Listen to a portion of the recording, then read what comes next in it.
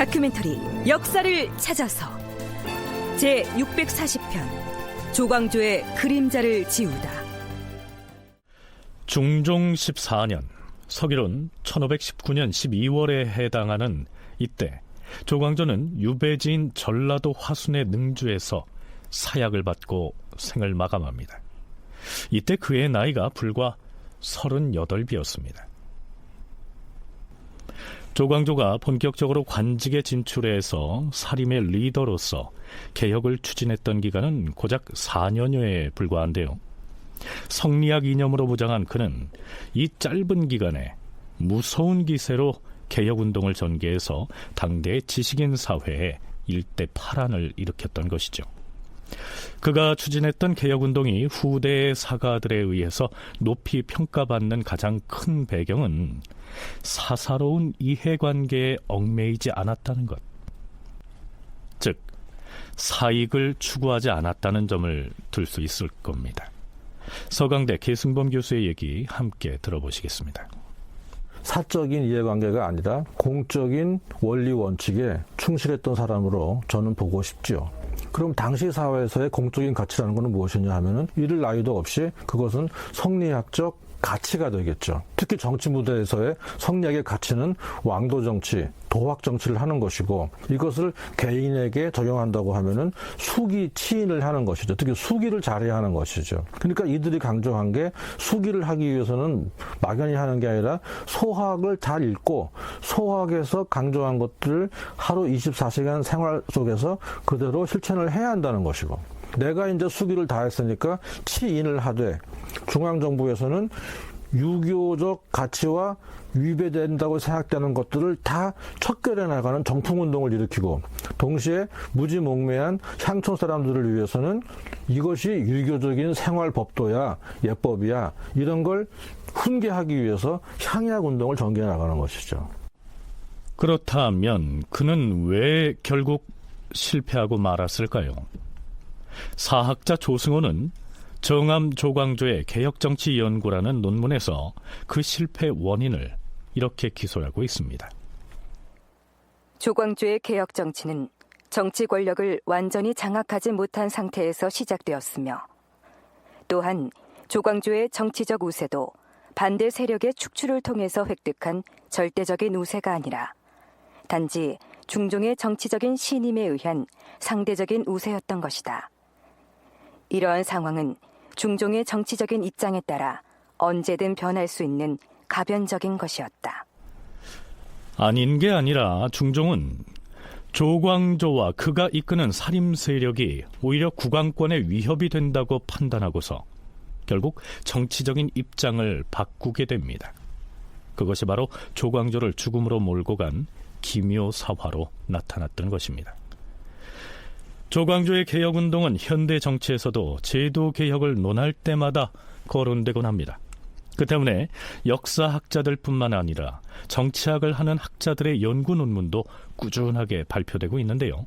다만 한 가지, 그를 평가하는 데 있어서 그가 개혁운동을 펼쳤던 16세기 전반에 조선사회의 분위기가 어땠는지를 먼저 살필 필요가 있을 겁니다. 계승범 교수는 이렇게 얘기하죠. 경전에서 배운 대로 내가 올바르기만 하면 다 저절로 이루어진다, 이걸 그냥 믿은 거죠. 그런데 정치는 그렇지가 않죠. 겉모술수가 난무하고 피 튀기는 정쟁이 끊이지를 않는 것인데 그것까지는 생각을 안 했던 것 같습니다. 저는 개인적으로 보면 요새 현대사회에서 조광조 얘기를 많이 하는 편인데, 조광조가 추구하고자 했던 가치가 과연 현대 시각에서 볼 때 좋은 거냐, 그거는 뭐 사실 그건 좋다 나쁘다 의견은 분분할 수 있겠지만 그건 조광조에게 책임을 물을 일은 아니죠. 왜냐하면 조광조는 자기 당대의 보편적 가치에 충실하고자 했으니까. 다만 성리학적 가치가 시공을 초월해서 현대 21세기 대한민국의 보편적 가치와 얼마나 소통할 수 있느냐, 이건 다른 문제죠. 조광조를 두고 유교 원리주의에 갇혀서 좌우 살피지 않고 밀어붙이다가 좌절하고만 아마추어 개혁운동가, 이렇게 평가하기도 하는데요. 성리학 이념에 입각한 도학 정치가 당대 조선 사회의 지향이었다는 사실을 상기할 필요가 있다. 이러한 견해입니다. 자, 이제부터 우리는 조광조와 사림 세력이 추진했던 그 개혁 작업들이 사화 이후에는 어떻게 됐는지를 짚어보려고 합니다. 조광조가 추진했던 일련의 개혁 조치 중에서 가장 먼저 무효화를 논의한 것은 전국공신 개정에 관한 건이었습니다.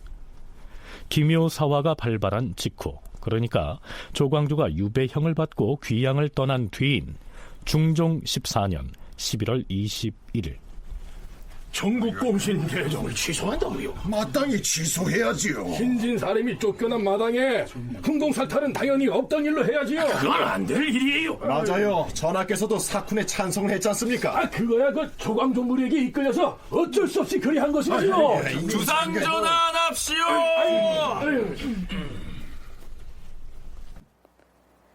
영의정 정광필, 좌의정 안당, 우의정 김전, 이조판서 남곤, 병조판서 이장곤, 좌참찬 이유청, 예조판서 신상, 형조판서 홍숙 등에게 명하여 전국공신을 개정하지 말도록 하는 일을 의논하게 하였다. 영의정 정광필이 먼저 아뢰었다. 주상전하, 전국공신은 처음부터 다들 그 책정에 문제가 있다고 생각하였사옵니다. 공신들 중에는 폐주 연산에게 아부한 자들도 많았기 때문에 신등이 전에도 수차 고칠 것을 아뢰었던 것이옵니다. 이것은 조광조를 비롯한 신진사림이 개정할 것을 주장했기 때문에 새삼스레 고친 것이 아니라 훈공이 없는 사람들을 공신으로 책정한 것이 잘못되었기에 전하께 아뢰어서 개정하게 된 것이옵니다. 신이조판서 남곤이 아뢰옵니다.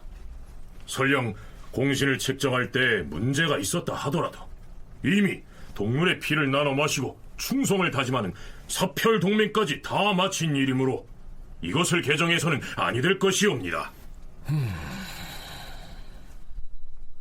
과인도 여러 번 반복하여 생각을 해봤으나 이미 공신으로 책봉한 사람들의 노공을 추후에 고치는 것은 매우 온당치 못하다 할 것이다. 또한 공신을 개정하도록 어명을 내린 지도 얼마 되지 아니하여서 아직 개정하는 조치가 이루어지지 아니하였다. 더구나 70여 명이나 되는 사람들의 노공을 10년이 지난 뒤에 추가로 개정하는 일이 어디 쉽겠는가? 선대 임금 때에도 공신에게 내린 훈공을 추후에 삭탈하는 일은 없었다고 들었도다. 그러므로 과인이 경들의 의견을 다시 묻는 것이야. 전하, 노공이 잘못되었다는 상소는 대간이 사사로이 올린 것이 아니옵니다. 그런데도 공신 개정을 주청하였던 당시의 대간을 이미 단죄하였기 때문에 그들이 주청했던 일을 고쳐버린다면 사람들이 무엇라 하겠사옵니까? 조광조 등이 아뢰었던 일이기 때문에 고쳤다, 이렇게 말할 것이고 합당하게 받아들이지 아니할 것이옵니다. 공신 개정을 없던 일로 하는 문제를 다시 의논해서는 안 될 듯하옵니다. 조광조 등이 고치기를 주장했던 사람들을 죄다 삭제할 수는 없더라도 아무런 공도 없이 공신으로 책정된 자들의 노공은 역시 개정을 해야 하옵니다. 이 자리에서 조광조 등이 추진했던 공신 개정 조치를 그대로 유지해서 중종 반정 때 실제로 공을 세운 적이 없음에도 공신으로 책봉된 사람들의 훈공을 삭탈해야 한다고 주장한 사람은 영의정 정광필이었습니다. 그리고 고치지 말고 원 상태로 되돌리자고 주장한 사람은 기묘사화의 주역 중에 한 사람으로서 이조판서에 새로이 임명된 남곤이었습니다. 여기서 잠깐, 조광조 등이 전국공신 개정을 들고 나와서 관철시켰던 그 배경을 다시 한번 상기해보기로 하죠. 전국공신이란 중종반정을 일으켜서 연산군을 몰아내고 중종을 새 국왕으로 즉위시키는 데에 공을 세운 사람들을 대상으로 책봉한 공신을 일컫습니다. 그런데요, 그 수가 무려 117명에 달했습니다. 공신을 남발한 것이죠. 그래서 조광조 등이 공적이 없는 사람들의 훈공을 대거 삭탈할 것을 주장했고, 이 중종도 마지못해 찬성했던 것이죠. 경희대학교 한춘순 교수의 얘기입니다. 14년에 76명의 공신의 공을 사쿤한다는 조치가 나오기 이전에 이미 12명의 공신의 공이 사쿤이 된 상태였습니다. 그런데 그런 상태에서 또 76명의 사쿤이 단행이 되니까 117명 가운데 88명의 공신이 공이 없는데도 전국 공신이 되었다라는 걸 인정하게 되는 거예요. 그래서 전국 공신이 29명만 남는 셈이 되는 거죠. 이거는 반정으로서 정권을 잡은 박원종이나 유순정, 성희안 그리고 공신들 자체에게 굉장히 큰 위협이 되는 겁니다. 그래서 실제로 그들이 집권하고 있는 집권의 명분과 기반을 송두리째, 뿌리째 흔드는 결과가 되는 것이기 때문에 이들이 아주 극도의 위협감을 느끼지 않을 수가 없는 상태였어요. 중종반정의 공을 인정받아서 공신이 된 훈구 세력은 자기들의 공신 지위를 삭탈당할까봐 극도의 위협감을 갖고 있었는데 조광조가 그 일을 관철시켜버렸고 결국 그 바람에 기묘사화가 일어났던 것이죠. 하지만 아무런 공이 없는 사람들에게 공운이 남발돼서 그게 여러 차례 논란거리가 되었다는 사실은 임금인 중종도 알고 있었는데요. 왜 이 시점에 와서 그걸 고치겠다고 나섰을까요? 전국 공신 가운데서 공이 없음에도 불구하고 공신이 된 사람들, 그러니까 공을 가짜로 내세워서 공신에 책봉된 사람들의 공신 직위를 박탈하는 것이 이제 위훈 삭제죠. 근데 이 위훈 삭제는 추진하는 논리나 아니면은 그 정당성은 충분하다고 생각을 합니다. 근데 이제 그럼에도 불구하고 이것이 가지고 있는 정치적 속성이 있는데 그것은 뭐냐면 중종이라고 하는 군주가 연산군이라고 하는 이 폭군을 몰아내고 어떻게 보면 왕이 된 어떤 그 사람들을 공신에 책봉한 중종의 입장에서 보면 자신의 즉위를 정당화시킨 사람들, 이런 의미가 있는 거거든요. 물론 여기에는 정말 아무런 공도 없이 어떤 인척관계라든가 아니면 여러 가지 정치적 계산 때문에 공신에 책봉이 되기도 했지만 중종의 입장에서 봤을 때 이걸 자꾸 건드리게 되면 자기 통치와 즉위의 정당성을 훼손시킬 수 있는 요소가 있는 거기 때문에 굉장히 좀 불편한 입장을 가질 수가 있는 것이고. 서울대 규장각 한국학연구원 송웅섭 책임연구원의 얘기 들어봤습니다. 전국공신의 책봉이 잘못됐다는 점을 인정하게 되면 중종반정 자체의 의미를 깎아내리는 셈이 되고요. 그렇게 되면 순전히 반정이라는 정변 때문에 느닷없이 왕위에 올랐던 중종 자신의 정통성마저 훼손하는 결과를 초래하기 때문에 이 중종은 언제는 공신 개정에 찬성했다가 왜 이제 와서 번복하려 드느냐, 이런 비판을 무릅쓰고라도 공신 개정 무효화 조치를 시도하고 나선 것이다. 이런 얘기입니다. 공신 개정을 무효화하는 문제를 꺼냈다가 영의정 정광필의 완강한 반대 의견 때문에 주춤거렸던 중종은 다시 한번 의정부 정승과 6조의 판서들을 소집합니다. 과인이 공신 개정을 어찌할 것인지 대신들의 뜻을 다시 한번 친히 듣고자 하니 어디 영상부터 그 의견을 말해보라. 전하께서도 이미 공신 채쿤이 잘못되었으니 개정을 하라고 어명을 내리셨사온데 이제 와서 또 개정하지 말라고 명하는 것은 소란을 불러일으키는 처사이옵니다.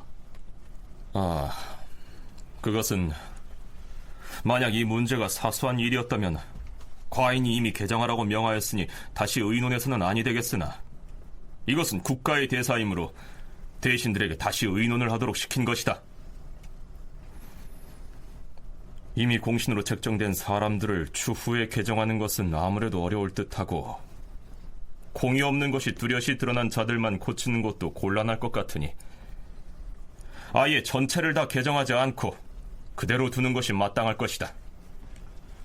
중종은 대신들의 의견을 듣기 위해서 논의에 붙인다고 했으면서도 자기 자신이 직접 고치지 않는 것이 좋겠다면서 요즘식으로 말하자면 노골적으로 가이드라인을 제시하고 나섭니다.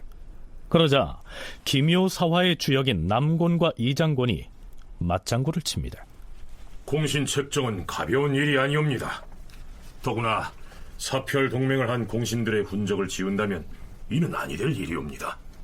애당초 조광조 등이 개정하자는 의논을 낸 것이 크나큰 잘못이었사옵니다. 그렇사옵니다. 한번 정한 공신을 개정하는 것이 매우 어렵다는 것을 알고 있었으나 그때 조광조 등 신진 사림이 여러 날 동안 사직을 하면서 조정이 시끄럽게 되자 어찌할 수 없어서 개정하는 쪽으로 의견을 아뢰었던 것이옵니다. 분위기가 이쯤 되자 중종이 아예 영의정 정광필을 지목하면서 재차 의견을 묻습니다. 어찌 공신 개정의 이유만으로 조광조 등을 죄주었겠는가? 영상은 의견을 말해보라. 공신록을 그대로 두고 삭제하지 않는 것이 어떠한가? 전하, 그렇다면 공신은 개정하지 않는 것이 좋겠사옵니다. 알겠어. 이제 대신들의 말을 두루 듣건대 다들 그대로 두고 개정하지 않기를 바라고 있고 또한 놓고 난 지도 이미 오래되었으니 뒤늦게 고칠 수는 없는 일이오. 승정원에서는 어명대로 봉행하라. 이렇게 해서 조광조가 대대적으로 손질을 해서 관철했던 전국공신 위훈 삭탈 문제는 없던 일이 돼버린 것입니다. 조광조가 추진한 제도개혁 중에서 가장 핵심적인 하나를 들라 하면 두말할 것도 없이 인재 등용 방식의 개혁을 들 수가 있겠죠. 당시 과거장이 굉장히 문란했어요. 3년마다 한 번씩 보는 식년시보다는 특히 문제가 됐던 게 특별히 보는 그 별수에서의 부정행위인데요. 지방에서의 부정행위가 너무 만연돼 있었기 때문에 이 과거라는 인재 등용의 본래 취지가 굉장히 훼손돼 있는 그 측면이 있었고 과거 자체에 파방하는 경우도 성종대에는 생기기도 했습니다.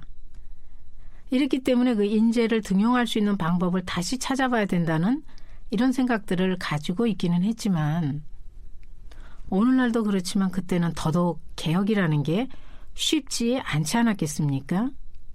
그래서 그 인재 등용의 측면에서 이렇게 과거 제도로만 인재를 등용하지 말고 그래서 도입한 것이 바로 혈량과였지요. 천거제 혹은 천거과라고도 불리는 이 혈량과는 경향각지, 즉 온 지방에서 경학에 밝고 덕행이 뛰어난 인재를 추천받은 다음 과거 시험의 맨 마지막 과정으로서 시국 현안에 대한 논술 시험에 해당하는 대책문을 쓰게 해서 최종 선발하는 제도를 말합니다. 물론 혈량과를 시행했다고 해서 과거를 아예 폐지한 것은 아니고요. 기존의 과거와 병행 실시를 했지요. 자, 그렇다면 이 혈량과가 기존의 과거보다 월등하게 공정하다고 할 수 있을까요? 그렇진 않았습니다.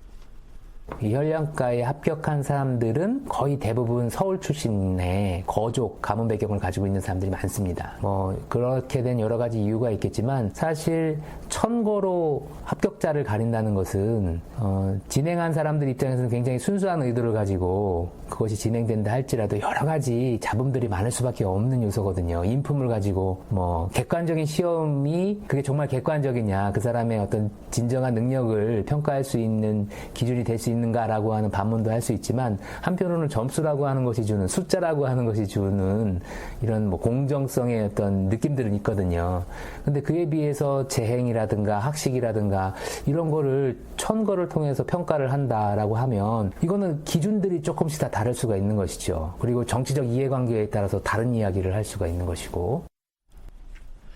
게다가 이 제도를 조광조 등이 추진했기 때문에 혈량과를 통해서 등용된 28명의 인재들이 조광조를 지지하는 사림 세력에 편입되는 바람에 훈구 대신들의 반감을 사게 된 측면도 있습니다.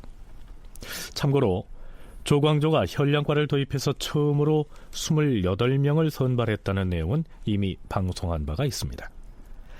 연려실기술에는 처음에 천거돼서 올라온 120명에 대한 천목이 실려 있습니다.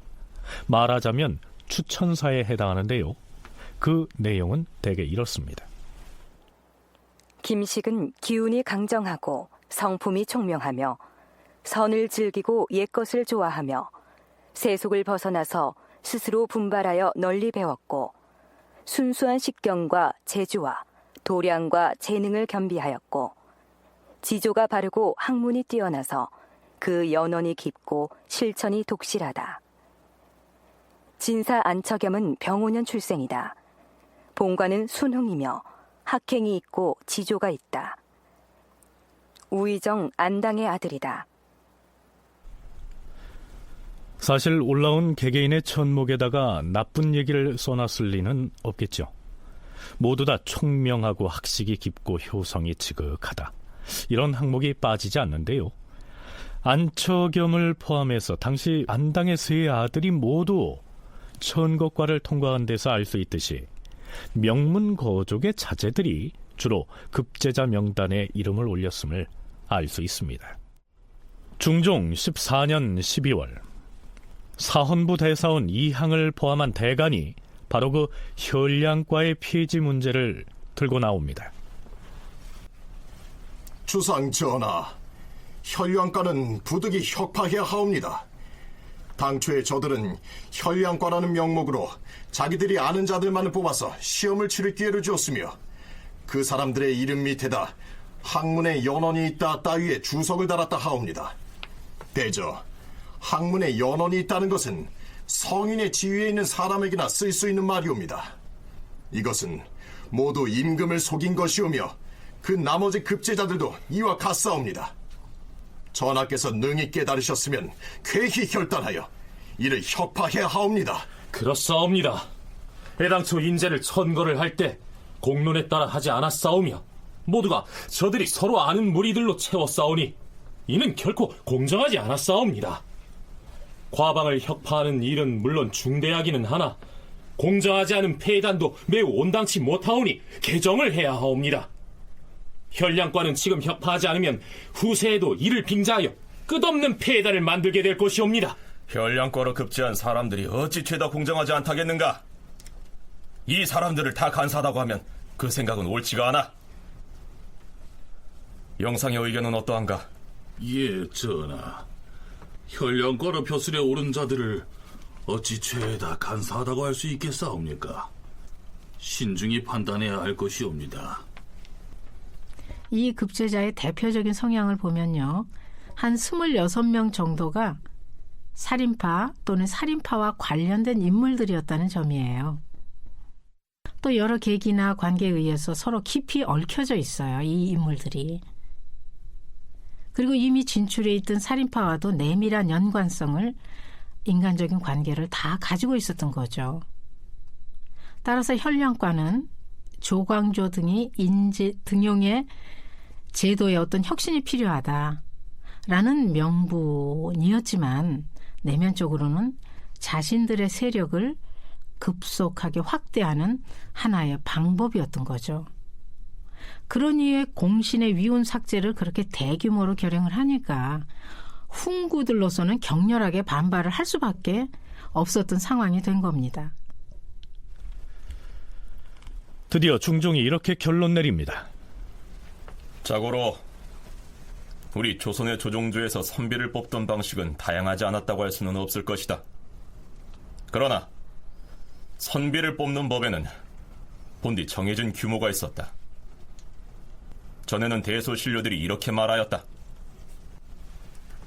전하, 사체의 밝은 인재를 얻으려면 옛 혈량과 등을 본떠서 서울과 지방의 관리들로 하여금 재행이 겸비되고 덕행이 뛰어난 사람을 널리 천거하게 한 다음 그들 중에서 선발하면 아마도 쓸만한 사람을 얻을 수 있을 것이옵니다. 그때는 입을 모아 이렇게 말했는데 이제 와서는 대신과 대간이 모두 말하기를 주상 전하, 천거로 사람을 뽑는 것은 조종에서부터 내려온 제도가 아니옵니다. 또한 천거를 할 때는 공정하지 않은 폐단이 잘못 있었사옵고 대책문을 쓰게 하여 뽑을 때에도 사사로운 정에 이끌려 선발하는 경우가 많았으므로 이는 혁파하지 않아서는 아니되옵니다. 이렇게 의논을 모으고 있다. 그러니 어찌할 것인가? 과인은 대소신료들의 의논을 받아들여 이렇게 명하노라. 천거 별신은 파방하되 무과는 여전히 파방하지 말라. 당초 조광조가 혈량과를 강력하게 주장할 때에는 중종 자신도 찬동했는데요. 이제 와서 태도를 바꿔서 혈량과를 폐지하겠다고 말하면 국왕으로서의 체면이 서지 않겠죠. 그러니까 신하들을 향해서 그때는 너희들이 모두 혈량과를 찬동해서 내가 채택했는데 이제 와서는 모두 없애자고 하니 뭐 그렇다면 나도 신료들의 뜻에 따르겠다. 이렇게 함으로써 국가적으로 중요한 인재 선발 제도를 두고 국왕이 이랬다 저랬다 한다 하는 비판을 피해가려는 모습을 보입니다. 자, 그런데요. 혈량과라고 하는 제도를 없애는 것이야 그렇다 치더라도 그렇다면 혈량과에 합격해서 이미 여러 부서의 관직에 진출해 있는 그 관리들은 어떻게 됐을까요? 앞에서 중종이 했던 말 중에서 천거 별신은 파방하되 무과는 여전히 파방하지 말라. 이 말의 뜻을 새겨볼 필요가 있습니다. 과거 급제자를 발표할 때 합격자 명단을 적어서 방을 붙이지 않습니까? 그런데 파방을 한다고 했습니다. 이는 과거에 급제한 사람의 발표를 취소한다. 이런 뜻입니다. 무과 급제자는 그대로 두되 문과 급제자는 합격을 무효 처리하고 현재의 관직도 박탈한다. 이런 얘기죠. 중종이 이러한 조치에 대해서 중종실록 수찬 작업에 참여했던 사관은 다음과 같은 비평문을 올려놓고 있습니다. 군주가 사람을 쓰는 데 있어서는 그 장점을 취하고 단점을 버리는 것이니 혈량과에 합격한 사람에게 각각 마땅한 직임을 맡겨서 능한 사람은 쓰고 능하지 못한 사람을 물리친다면 안 될 것이 어디 있겠는가.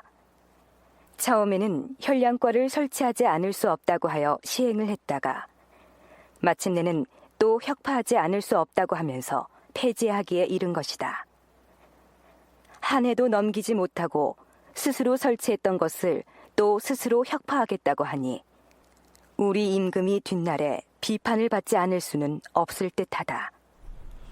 어찌됐든 그때 혈량과를 통과해서 벼슬길에 올랐던 사람들은 과거 급제자에게 수여하는 붉은색의 합격 증서인 홍패를 회수당하고요. 관직에서도 쫓겨납니다. 그런데 이때로부터 무려 19년여가 지난 중종 33년 2월에 중종은 이런 명을 내립니다. 김여년의 혈량과 출신 가운데 관직에 소용된 자도 있고 아직 소용되지 않은 자도 있으니 이는 사리에 맞지 않는 처사를 할 것이다. 하여 소용되지 않은 자는 김여년의 일에 관계가 있는 사람일지라도 모두 소용하게 하라. 김효사화가 나던 해에 혈량과로 급제했던 사람들 중에 벼슬을 빼앗기고 쫓겨난 사람에게도 이젠 관직을 주라 하는 얘기입니다. 혈량과 급제 당시에 30살이었으면 이때쯤 되면 50세가 다 돼서요. 직첩을 돌려받게 된 겁니다. 중종이 이런 명을 내린 때가 중종 33년 2월 25일이었습니다. 한 달 보름쯤 뒤인 4월 12일 주상 전하, 송호지, 민회연, 방귀온 등은 김연년 당시에 혈량과에 급제하여 서용되었으나 조광조 등의 일이 있은 뒤에 혈량과의 직첩을 회수당하여 싸웁니다. 이들이 전에 받은 직첩을 돌려주고자 하옵니다. 그리하라. 뿐만 아니라 최숙생, 이자, 윤, 문근수, 김세필, 유용근, 윤자임, 박세희, 김구 등도 직첩을 돌려주고 소용하게 하라. 그런데 20일쯤 지난 5월 2일에는 이 문제를 두고 대신들 사이에서 논란이 벌어집니다. 전하, 천거과란 전에는 없는 제도였사옵니다. 지난날 조광조 등이 허위를 내세워서 이 과거 제도를 처음 만들었으므로 조정도 그것이 공정하지 못함을 알았기에 의논을 모아 협파하지 않았사옵니까? 따라서 오늘날 그들을 모두 복원하여서는 아니 되옵니다. 그때 합격한 사람 가운데 쓸만한 재주가 있는 사람만 서용하는 것이 괜찮을 듯하옵니다. 그렇사옵니다, 전하. 현량권은 명분은 좋지만 조종 때부터 대대로 시행해온 제도가 아니므로 논의를 거쳐서 이미 파였사옵니다. 이것을 복원하여서는 아니 될 것이옵니다. 그들 가운데서 버리기에 아까운 쓸만한 인재가 있다면 그들은 등용해도 될 것이옵니다. 의정부와 대간의 의논이 모두 그러하다 하니 그렇다면 그들 중에서 재주 있는 사람만을 관직에 서용하라. 현량과 급제자들이 겪어야 했던 우여곡절은 거기에서 그치지 않았습니다. 중종 사후에 왕위를 이어받은 인종은 현량과 급제자를 서용하라 하는 유언을 남기고 일찍이 세상을 떠났고요. 그 유언에 따라서 명종이 즉위하자마자 현량과 출신 급제자들 중에서 아직 생존해 있던 14명을 관직에 등용했는데요. 그들마저도 곧 혁파돼서 직첩을 빼앗기게 됩니다. 자, 그렇다면 이후로 현량과는 과거 제도로서 다시 부활했을까요? 송웅섭 연구원의 얘기 들어보시죠. 그 이후에 유일천거와 같이 지방에서 학식을 갖춘 유능한 인재 또는 또 예 밝은 사람들, 이런 사람들을 이조전랑이 추천을 해서 이런 사람들이 이제 등용되는 케이스들이 있습니다. 이제 조선 후기 산림제도가 어떤 면에서 보면 현량과와 같은 과거로 치러지진 않지만 그래도 학식과 재능을 가진 사람을 추천한다라고 하는 그 취지의 입장에서는 일맥상통하는 부분이 있죠. 하지만 정식 과거 시험으로서 치러진 현량과는 단 한 번입니다. 이때가 유일한 것이죠. 그래서 그런 의미를 가지고 있지만 당시 입장에서는 그렇기 때문에 이 조광조가 진행시켜서 합격시킨 이 사람들이 불편할 수밖에 없는 것이죠. 거기에는 정말 유능하고 학식이 있고 그런 인재라 할지라도 이건 조광조 세력이다 라고 해서 이 사람들이 이제 내치게 되는데 김효사화 이후에 바로 파방이 됩니다. 현량과의 취지를 살려서 이런저런 통로를 통해서 숨어있는 인재를 등용하는 사례들이 이후로도 있긴 했지만 정식으로 과거 시험의 형식을 통해서 시행된 것은 조광조 때 단 한 번뿐이었다. 이런 얘기입니다. 조광조의 제도 개혁 중에서 또 한 가지 빠뜨릴 수 없는 것이 있지요. 소격서의 혁파가 그것입니다. 소격서는 성리학적 관점에서 보면 이단인 것이죠. 이제 도교 이제 도사들 뭐 이런 초제를 지내는 그래서 별과 뭐 이런 대상에게 이제 제사를 지내는 것으로서 이제 이단적 요소가 있었고 그렇기 때문에 자연스럽게 뭔가 이렇게 정통적 입장을 추구하는 계열에서는 이 공식적으로 국가의 사전 체제 속에서 이 소격서라고 하는 기관을 통한 제사 이런 것들을 배제해 나가려고 하는 움직임들이 이전부터 있었습니다. 근데 힘이 없었던 것이죠. 이렇게 강력하게 조광조만큼 개혁을 외치면서 이것을 관철시킬 수 있는 힘이 없었던 것인데 그래서 여러 가지 파열음을 내면서 이제 중종과 마찰하면서 소격서를 폐지를 주장하고 중종이 밀리다 결국은 이걸 받아준 것이거든요. 하지만 불만은 쌓일 수밖에 없었고 우리가 이전 시간에 이미 살펴봤듯이 소격서의 폐지를 주장하는 조광조와 조종조부터 있어왔던 것이니까 존치시켜야 한다는 중종 사이에 지루하고도 격렬한 논쟁이 일었었지요. 결국은 중종이 굴복을 해서 소격서를 혁파하는 쪽으로 결말났던 것인데요. 아무리 죄인으로 내몰린 조광조의 고집 때문에 혁파됐다고 하더라도 유교의 통치 윤리를 숭앙하는 조선의 조정에서 도교식의 제사를 지내는 이 관서를 부활하자 하고 나서는 것은 명분이 약한 주장이었겠죠. 그래서 기묘사화가 일어난 지 3년이 지나도록 이 소격서의 회복을 가하는 목소리는 없었던 것인데요. 그러나 중종 17년 12월 14일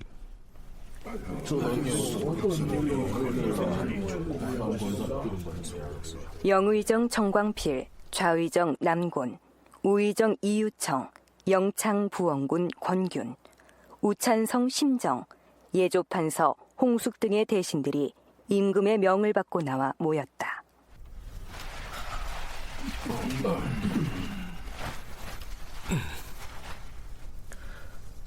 과인이 급히 경들과 의논한 일이 있어 모이게 했다. 근래 자전께서 편찬을 씌워서 음식을 들지 않으시려는 지가 거의 6달이나 되었다. 어제는 과인이 내왕하며 문안을 드렸는데 자전께서 음식을 들지 못하고 구역질을 하셨다. 곁에서 모시면서 살피건대 자전께서는 날로 쇠약해지시어서 혼수 상태가 될 때도 있었다. 그 증세가 가볍지 아니하고 약을 써도 효험이 없으니 과인이 어찌할 바를 모르겠도다. 여기에서 말하는 자전은 임금의 어머니를 일컫습니다. 곧 중종의 생모인 정현왕후를 말하지요. 중종의 다음 얘기는 이렇게 이어집니다. 과인이 듣건대 중국 조정에서도 황제가 편치 못할 때는 관원을 보내 산천에 빌고 제를 지낸다고 하였다. 우리나라에서도 선대 임금들께서 편찮으실 때는 그렇게 한 일이 있었다고 들었다. 헌데 대비께서 편찮으실 때도 어떻게 했는지 그 전례를 알지 못하겠다.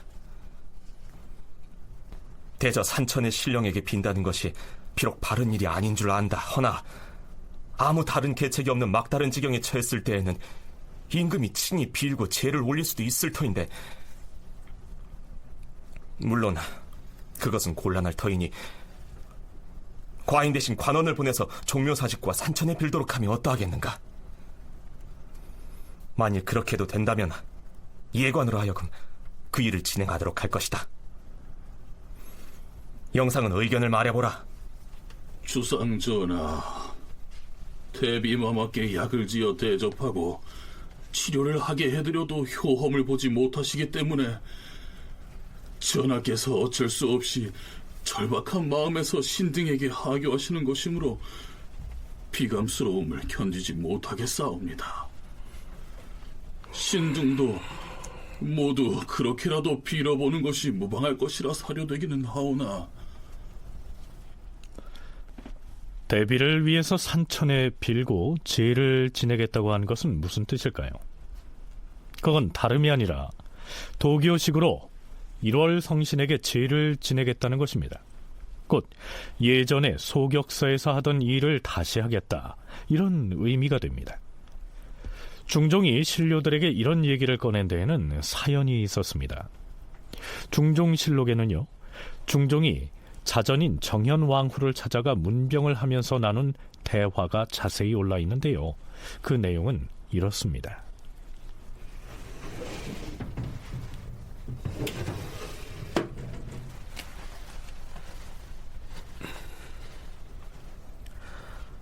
어마마마, 아직 환우에 자도가 없으십니까?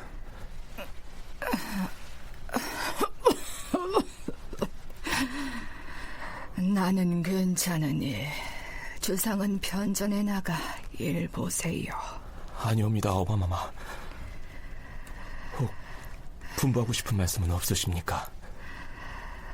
다른 할 말은 없으나 내가 평소에 불평스러운 일이 있는데 그것을 지금까지 해결하지 못했기 때문에 거기에 마음을 쓰다 보니 그 증세가 겹쳐서 병이 된 것 같아요.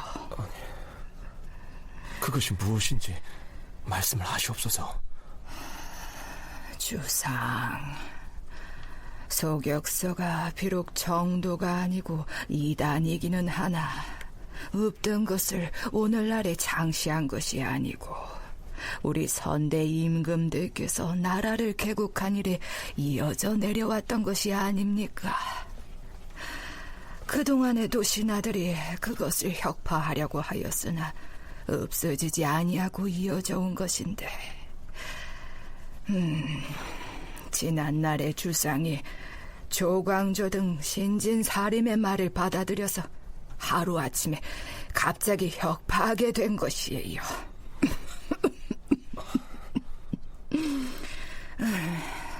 이것이 비록 이단에 관한 것이기는 하지만 어찌 사람이 천지 사이에 살면서 일월과 성신에 대한 제사를 가벼이 여길 수가 있겠어요.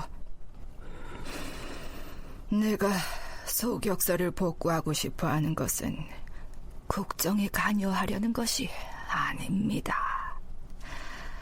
선대 임금들께서 혁파하지 아니하고 존치해온 그 본의를 헤아려야 할 것 같아 말을 꺼내는 것이에요. 소격서를 부활하여 유지하자면 그 비용이 과연 만만치 않을 것이니 비록 예전처럼 모두 다 복구하지는 못하더라도 삼광에 대한 제사만은 대략 갖추어 지냈으면 합니다. 주상. 여기에서 빛날 광자를 쓰는 삼광은 하늘에 뜨는 해와 달과 별을 일컫습니다. 그러니까 조광조 등이 혁파하기를 주장해서 없애기 이전의 상태로 고스란히 복구할 수는 없을지라도 1월 성신에게 제를 지내는 정도는 회복하는 선에서 이 소격서를 되살렸으면 좋겠다. 대비가 이러한 바람을 피력한 것이죠. 그런데 대비인 정현왕후 역시 소격서를 부활해서 하늘과 산천에 빌고 제를 지내는 것은 유교 윤리에 비춰볼 때 옳지 않은, 즉 이단이라고 하는 점은 인정하고 있다는 점이 이채롭습니다.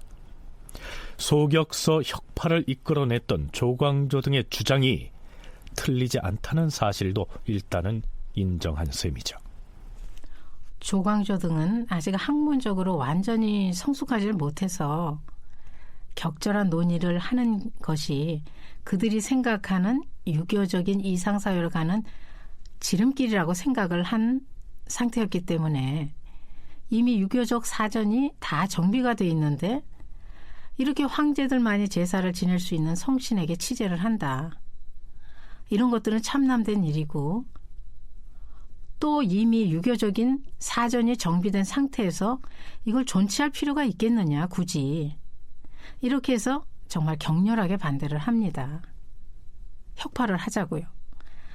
홍문관 부제학 조광조를 비롯한 관원들의 극한 투쟁이 있은 후 중종 13년 9월 3일에 혁파가 됩니다. 그렇다면 중종은 조광조와 매우 격렬한 논쟁을 거쳐서 떠밀리듯 혁파했던 그 소격서를 대비가 요청한다고 해서 선선하게 부활하겠다고 대답했을까요? 대비의 분부를 듣고 보니 놀랍고 황송스러움을 견딜 수 없었으나 임금은 대비에게 이렇게 말하였다. 어마마마, 소격서의 혁파가 비록 조광조 등 신진사림의 의논에서 나온 것이긴 하오나 조정의 공론도 혁파려 한 지가 오래되었기 때문에 혁파한 것이며 조정 대신들에게 의논을 해보니 다시 세울 수는 없다고 하였사옵니다. 지금 자전께서 환우가 날로 중해지시는데 병중에는 마음의 안정이 중요한 것이오니 부디 소격서에 대한 일은 잊으시고 마음을 편히 하시기 바랍니다. 그러나 임금이 대비를 곁에 모시고 있으면서 음식 드시는 것을 살펴보니 반숟간이나 되는 죽도 들지 못하시기에 강권하다시피 하였다. 오랫동안 음식을 들지 않으시기 때문에 이처럼 기운이 없으신 겁니다. 무엇보다 음식을 드시는 것이 가장 중요합니다. 라고 하였으나 대비는 억지로 죽을 반숟갈쯤 드시다가 도로 토해버렸으므로 임금이 차마 바라볼 수가 없었다. 대비인 정현왕후는 이처럼 병이 깊은 상태에서도 소격서 부활에 대한 희망을 거두어들이지 않습니다. 주상, 이 어미는 소격서를 예전 그대로 다시 세우자고 한 것은 아니라고 하지 않았습니까? 하늘의 삼광에 제사 지내는 일만 패하지 않는다면 어미의 마음이 거의 편해질 것이고 내 마음이 그렇게 변해진다면 병 또한 나아질 것이에요. 중종의 고민은 깊어져만 갑니다. 중종은 부랴부랴 정광필 등 대신들을 다시 모이게 한 다음 자식으로서 또 병중인 모친의 원을 마다할 수 없는 그 사정을 호소합니다. 무릇 사람은 부모가 병이 극도에 이르렀을 때는 그 청을 그대로 따름으로써 부모의 마음을 위로하는 법이다. 더구나 소격서 같은 것은 비록 그것이 정도는 아니지만 복구하게 되더라도 무슨 큰일이 있겠는가. 소격서의 설치는 그 유래가 이미 오랜데 갑자기 폐지돼버리자 자전께서도 평소에 불평스러운 마음이 많으셨으므로 병중에서까지 그런 말을 하시게 된 것이다. 그런 염려를 덜어드리지 않게 된다면 그 증세가 더욱 악화될 것이야. 예전에는 소격서에 지내는 제사를 떳떳하지 못하게 행하는 일이 많았기 때문에 그 비용 때문에 문제가 있었던 것이다. 그러니 비록 예전 그대로 복구하지는 못하더라도 하늘의 삼광에 대한 제사를 예조의 관리로 하여금 간략하게 예를 갖춰 지내도록 한다면 비용이 그리 많이 들지 않을 것이다. 소격서를 완전히 폐하지 않게만 된다면 과인이 자전을 위로하여 기쁘게 하는 한 가지 일이 될 것이다.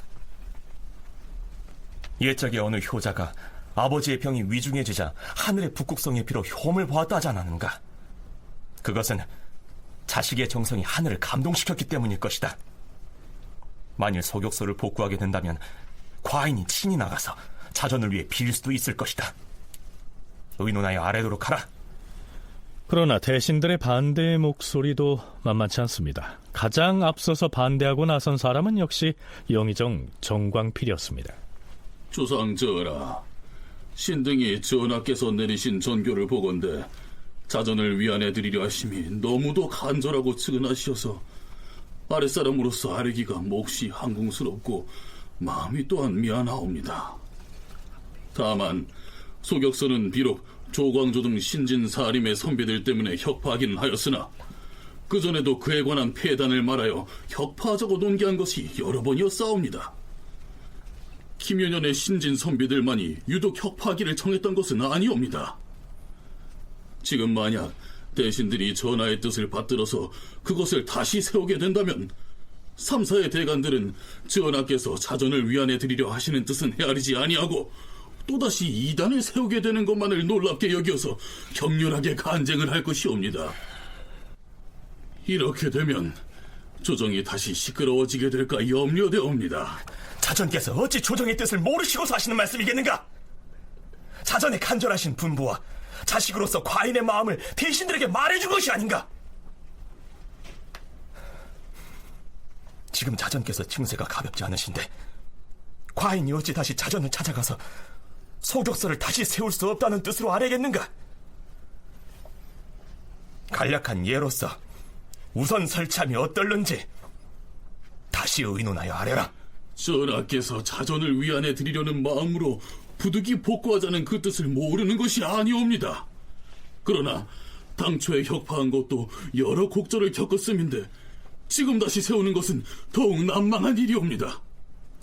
그때 만약 혁파하지 않았다면 혹 가하거니와 이미 혁파한 지 오랜데 다시 세우려고 한다면 이는 소격서를 새로 창건하는 것과 같은 것이며 조정이 만일 그치지 않고 논쟁을 계속하게 된다면 이것은 도리어 자정을 위안해 드리는 도리가 아닐 것이옵니다.